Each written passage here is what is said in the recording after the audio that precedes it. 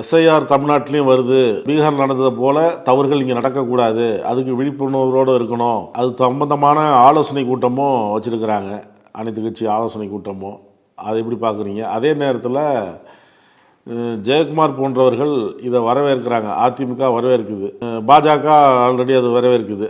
அதிமுக சொல்லும் பொழுது சில தொகுதிகளை சொல்லி ஜெயக்குமாரே சொல்கிறாரு, இந்த தொகுதியில் இறந்தவர்கள் பேர் இருந்தது, நாங்கள் கோர்ட்டுக்கு போனோம், கோர்ட்டுக்கு போனதுக்கு அப்புறம் தான் இப்போ ஆர்கே நகர் சொல்கிறாரு சில வாக்காளர்களை நீக்கினாங்க அந்த பட்டியலில் இருந்து, இறந்து போனவர்கள் பேர் அப்படியே இருந்தது அப்படின்னு.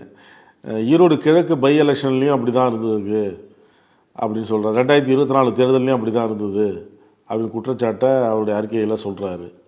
அதனால் இது சரி செய்யணும்னா இது வர்றது நல்லது தான் அப்படின்னு அவர் சொல்கிறாங்க.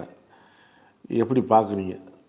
பீகார் போல் ஒரு நிலைமை இங்கே ஏற்பட வாய்ப்பு உண்டா? இன்னும் சில பேர் என்ன சொல்கிறாங்க, இங்கே பீகார் தொழிலாளர்கள் இருக்காங்கள்ல, அவங்கள இங்கே சேர்த்துருவாங்க, அதனால் விழிப்புணர்வோடு இருக்கணும், அது நடக்கக்கூடாது. இப்போ சீமாலாம் தான் சொல்கிறாரு, இங்கே வேலை செய்யட்டும், பீகார்காரங்க வெளி மாநிலத்துக்காரங்க வேலை செய்யட்டும், ஓட்டு போடுறதுக்கு அவங்க அங்கே போகட்டும் அப்படிங்கிறார். அதாவது நாடு முழுவதும் இந்த சிறப்பு தேர்தல் கமிஷன் மூலமாக நடக்க இருக்கக்கூடிய இந்த சிறப்பு திருத்த பட்டியலின் சிறப்பு பணி, இந்த சிறப்பு பணி சம்பந்தமா வாசகர்கள் இன்னும் கொஞ்சம் விவரங்களை கூடுதலா தெரிஞ்சுக்கணும்னா, நம்ம ஏற்கனவே இப்ப நீங்க கேள்வியில கேட்ட மாதிரி இறந்து போனவர்களின் பெயர் பட்டியலில் இருந்தது, இடமாற்றம் செய்தவர்களின் பெயரும் இடமாற்றத்தை குறிப்பிடாமல் இருக்கும்.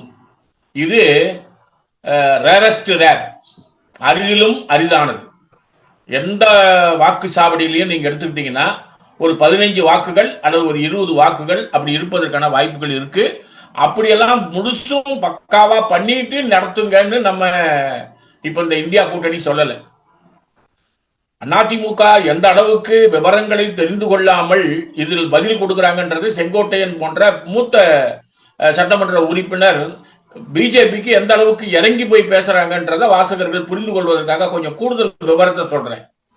அதாவது பீகாரினுடைய தேர்தலில் தான் ராகுல் காந்தி அடுக்கடுக்கான குற்றச்சாட்டுகளை சொன்னார்.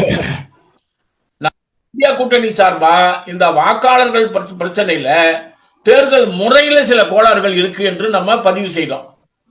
தேர்தல் கமிஷனை பொறுத்த வரைக்கும் அந்த முறையில் இருக்கக்கூடிய மோசடிகளை தடுத்து நிறுத்தவில்லை.